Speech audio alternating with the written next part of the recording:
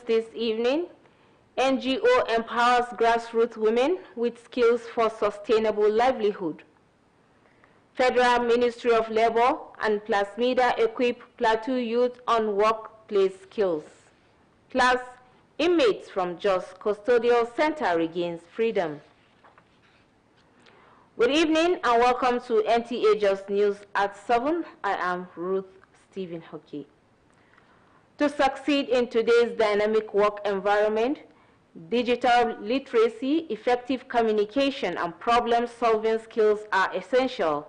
These form the core of discussion at the job fair and employability training organized by Federal Ministry of Labor and Plasmida for youths in Plateau State. Ringred Silvanus Lot has details.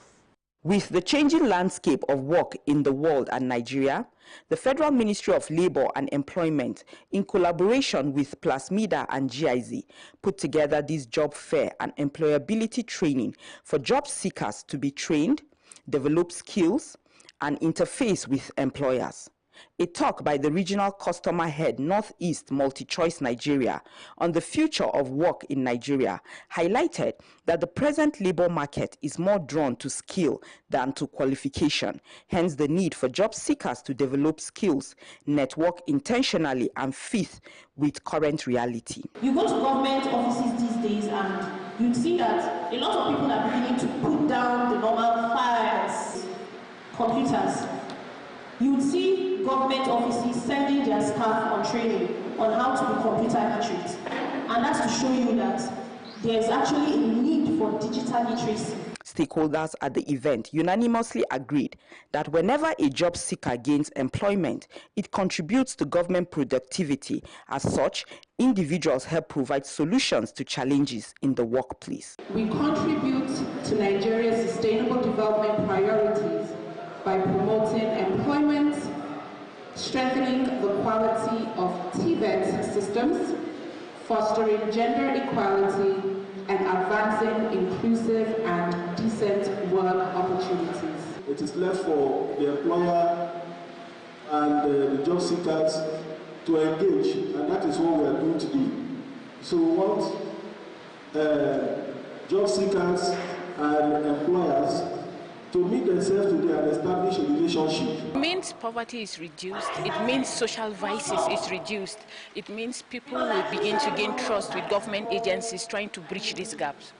Participants say the training has equipped them with life skills. Initially, I do apply for jobs and then I don't really get call. So I never knew that the problem was from my CV. And now I am well skilled with ideas on how to go about my CV. We the youth have learned a lot, learned how to create our CV. Before we thought there is no work in the labor market, but with the knowledge of what we have learned so far, now I have the boldness to face, to conquer the world. Building myself in different skills and not just building my CV. Also the fact that there are also free learning centers that I can actually indulge in. The forum reaffirmed their continued support for Plateau State government in achieving its goal of helping the youth reach their full potentials. Representatives from various employers were on ground to advertise themselves. In Jos, Ringred Silvanus Lot, NTA News. As part of efforts to empower women at the grassroots, with knowledge and practical skills for sustainable livelihood and self-reliance, the Integrated Community Development Initiatives of Nigeria, ICIN, in collaboration with the Women and Girl Child Rescue and Development Initiative, with funding support from Mission 21, has concluded a 2-day training for women from Dusi Uku and Tudunwada communities in Jos North local government area. Yusuf Tumba has the details. The training centered on sustainable and climatic resilience agriculture is designed to empower women with practical knowledge on smart agricultural practices, using technology and financial literacy as tools for economic growth, income generation, and community resilience to climate change.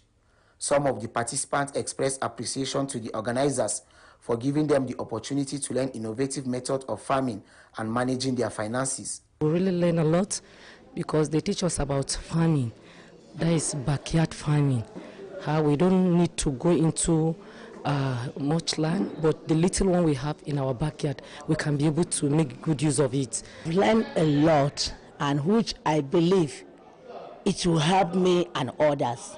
Country Director of Mission 21 said the initiative reflects Mission 21's commitment to supporting local organizations in empowering women with practical knowledge and innovative skills that promote food security and climate adaptation, noting that the training will expose women on how to make use of locally available materials to enhance productivity, reduce cost, and promote sustainable farming methods. This is why this project is promoting smart agriculture, urban agriculture, as a way of adapting to the impact of climate change. In the process, as they learn how to grow crops, food crops, even in their backyards. This is actually putting into words what Mission 21 is standing for, helping to achieve a life in dignity for all. Executive Director Aisin commended Mission 21 for its continuous partnership, noting that the initiative is part of ongoing effort to strengthen community resilience, ensure food security, and empower women as key drivers of agricultural transformation. How do we support women in trying to combat issues of climate change, issues of water, and issues of land? So that's why we're here, to be able to build their capacity in the area of better livelihood. Resource persons at the event took participants through stations on climate resilience, agriculture, and animal husbandry, emphasizing the need to integrate crop and livestock farming for increased productivity. They also highlighted the importance of soil and water conservation, proper animal feeding, and the use of organic waste for fertilizer production. What we just taught them is smart agricultural practices and how to mitigate climate change and to use resilient varieties and seeds to have a good yield and to eat healthy. The training featured lectures, group discussions, and practical hands-on demonstration on soil management, organic compositing, and use of drought-tolerant crops.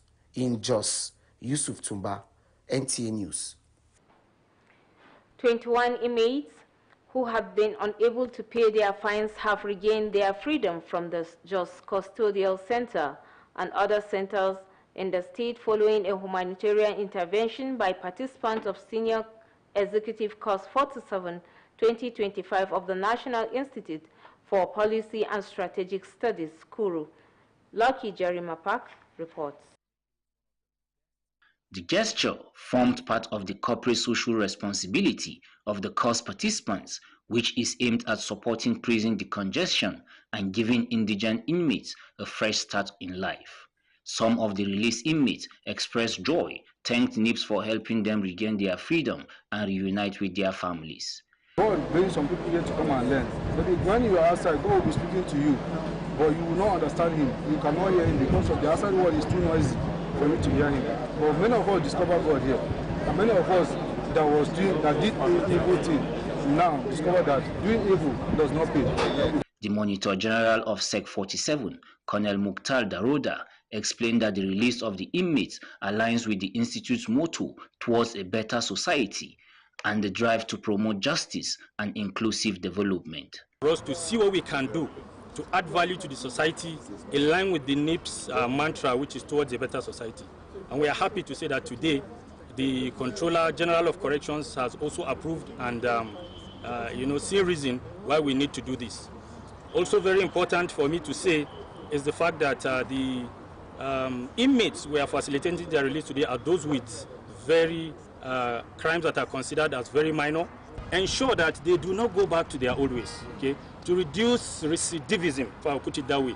To ensure that, for them to see this as another opportunity to show that they've actually learned. Of course, this is a correctional facility. A lot of them have learned from their mistakes, and being that the offenses they committed are quite minor, it is important that they do not go back to what actually brought them here. Controller of Corrections, Plateau State Command, Ezekiel Kaga, applauds NIPS for the intervention, noting that such partnerships are vital to easing congestion and improving conditions across custodial centers. Our major challenge in custodial centers is congestion. And this act that the NIPS participants have done is one of the things that will give us much relief. To pay for 21 inmates who are in concentration is not easy. So the commitment they have done and their support is appreciated. In Jos, Lucky Jerry Mapak, NTA News. Governor Caleb Mufwang has inaugurated sport facilities donated by a non-governmental organization, Abdul Samad Rabi'u Africa Initiative, at the University of Jos. This is ahead of the 2025 Nigerian University Games Association in Jos. Rebecca Ayo reports. Managing Director of Abdul Samad Rabi'u Africa Initiative, Dr. Ubon Udo, says that the initiative is part of the institutional grant by the organization in tertiary institution in Nigeria towards supporting athletics in the country. It's been a very long journey, and of course, not without challenges. But the Vice Chancellor has been consistent, and the management team of the university have been consistent in making sure that nothing is left behind. And we fulfill all commitments, and we ensure that this facility would be ready for Nuga. It seemed like a tall order at the time, but I'm very proud, VC sir, to say that we did it. We've done this before Nuga. Many universities who have a lot and a lot of projects that are named after the Dangotes, the Danjumas, the what, and so on and so forth. University of Jos had none of that. But today we are having Abdul Samad Rabi'u as a project in the University of Jos that we say we are also proud of. So I want to really sincerely thank you. Governor Caleb Mufwang represented appreciates the initiatives for its dedication towards improving sport among the youths. To develop them in the sporting activities, so he left no room undone to make sure that this progress succeeds. The acting director of Physical Facilities, University of Jos, Pambot, acknowledges the role Abdul Samad Rabi'u Africa Initiative plays in sports development in universities across the country, noting that the facilities inaugurated will enhance sports beyond Nuga Games. I'm fortunate that the managing director is here with us at an auspicious time, which is the opening of the 27th Nuga Games in Jos. This is the very first time it's coming to Jos, and we are thankful to Nuga for giving us this opportunity. In Jos, Rebecca Ayo, NTA News. The news is coming to you live on NTA Network Center Jos. More stories after the break. My favorite food. What can I tell you about my mom's delicious meal kuka? Oh, her amazing danwake. She says her secret is Maggi Star, which is made from soya beans and other ingredients that bring us the best in her recipes. So I don't have a favorite food, because everything my mom makes is perfect.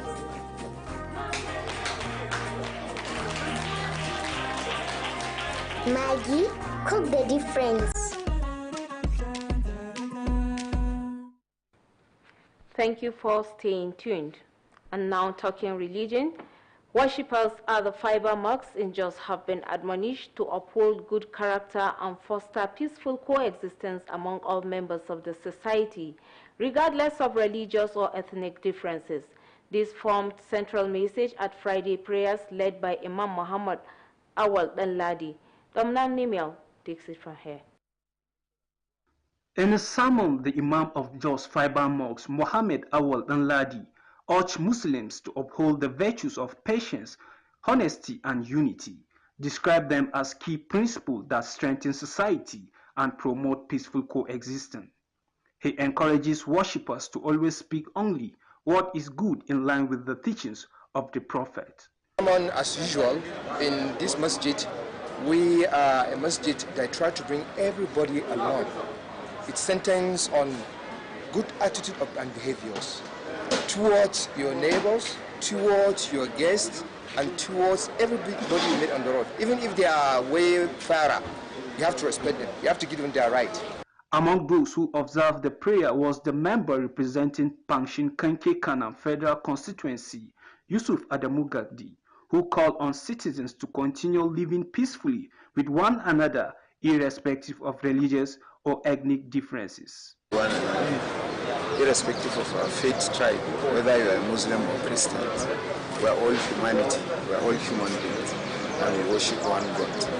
And I don't think there is any religion that will not call on people to love one another and to live in peace with one another. So, as someone that just came up from Friday prayer, I will call on the citizens of Plateau to continue to live in peace with one another. Special prayers were also offered for the peace, stability, and progress of Plateau State and Nigeria at large.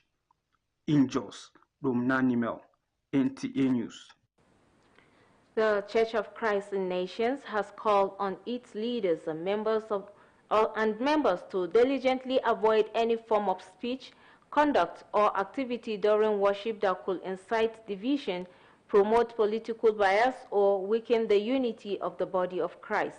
COCIM President Reverend Amos Mozo made the call while presenting a communique at the end of the 108th General Church Council of the Church. Elizabeth Mvulu reports.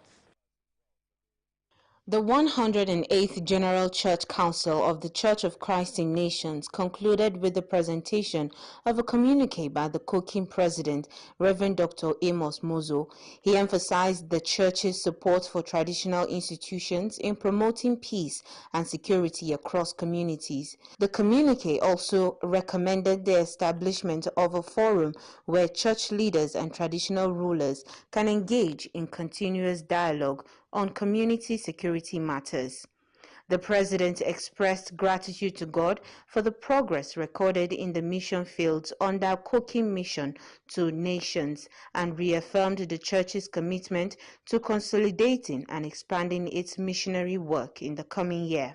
In the coming year, to consolidate its various mission fields, to ensure the payment of the budget of Khartoum University, to create new RCCs, to strengthen collaborations and partnerships with Pioneer UK, and to commence the process for the takeoff of COCIM telecast. The communique further stated that the Church has resolved to strengthen its clinics and health facilities by engaging professional hospital administrators to enhance service delivery.